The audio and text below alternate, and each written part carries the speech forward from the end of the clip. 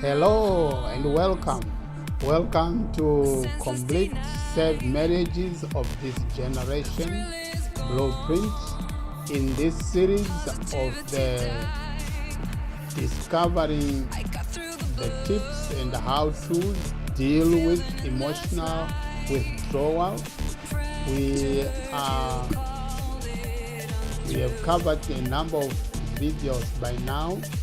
And to just recap, by the way, Dr. Norman here, to just recap the last video, I talked about the important aspect of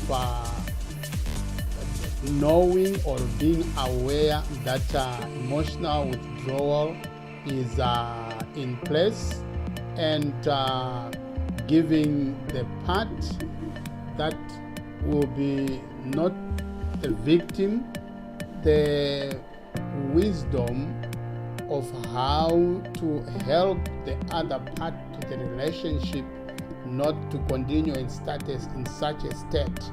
And to add to a little bit there, we like to know that when these things are happening to those who are in relationships or who have been in relationships, it will be like it's automatic, and if not held properly, things can easily escalate and turn out to be something. But like I said in the last video, any response, like I was saying, that the cause that will be keeping the other part of the relationship quiet, it's concealed anger which needs to be revealed, and it needs some wisdom and some tactics for that to be done. And the other thing that I wanted to add so as to continue today's teaching, if you know that I last saw my spouse being himself or herself when we were at the shops, or when we last talked about something, it's good, and it will help to say, honey, I seem to have noticed a change since the time we discussed about that, or since the time we were at the shops. I do not want to think that occurrence disturbed you, so that you open up a dialogue, like I said. And I mentioned also that you can expect any response. You can expect any response there, and as the person who is knowing what is happening, you need to be prepared for it, not to worsen it, but whatever will be the response from the other spouse, you need to be able to help to control the situation and sort of help the other part to come to your normalcy, like in your relationship, right? And now in today's teaching, we want to know that there are two sides to emotional withdrawal. There are two sides. One is the normal side, and the abnormal side. We know, and those who are in relationships, I'm just maybe helping in things that you have come across, things that you already know. When I say a normal withdrawal, something has just happened. It's a minor, it's just a trivial thing, which maybe just needs the two of you to come together, bringing the awareness to each other that why the quietness, and in normal circumstances it will lead you to talking over the issue, why the other part is sort of withdrawn, and that can be resolved so easily and quickly among yourselves. And then it comes to abnormal emotional withdrawal. abnormal emotional withdrawal comes with about three facets, about three things to itself. Firstly, it could be that there has been a disagreement which has been long stayed in your relationship, and maybe the other part of the relationship is using emotional withdrawal to sort of send her voice or his voice to be heard. If it is like that, it needs the other part to be assertive. You need to be assertive, because if you do not be assertive in that regard, the situation will prolong and might take time. When I mean to be assertive, I mean you need to be truthful. To be truthful and up to the point. Like if a dialogue has been opened, it's your wife, it's your husband is trying to use emotional withdrawal for you to hear him out or to hear her out.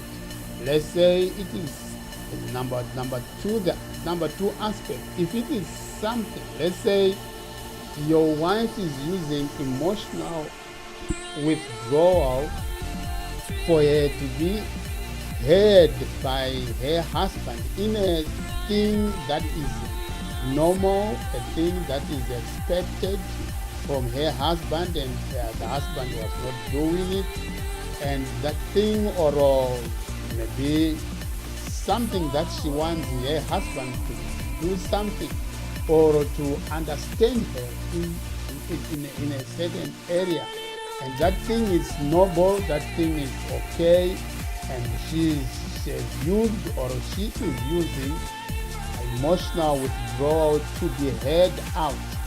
That needs the two of you still to sit down and hear her out or hear him out. It is not healthy for it to continue like that. It is not healthy for it to continue like that. Whether it is him who is trying to send the echoes of his voice, or it is her that is trying to send the echoes of their voice, definitely, and as a matter of concern, the two parties to the relationship needs to come together and discuss about that. You need to come to an agreement so that state of applying emotional withdrawal will not continue. And thirdly, if the state of applying emotional withdrawal persists, it is an unhealthy situation in a relationship. You know what happens in an emotional withdrawal situation? That people who used to talk, they used to laugh, they used to play around as kids. There will be quietness. That quietness that sort of denies your presence. That quietness that you may come to the extent of hearing even the paper if it falls down. There's that grave and deadly silence. Yet there are two people there. If there will be something that you will be doing, it is only the noise of the things that you are doing, or the hands which are at work, but there is that quietness, and it is not to be tolerated. I have always said someone must be there to break the silence, especially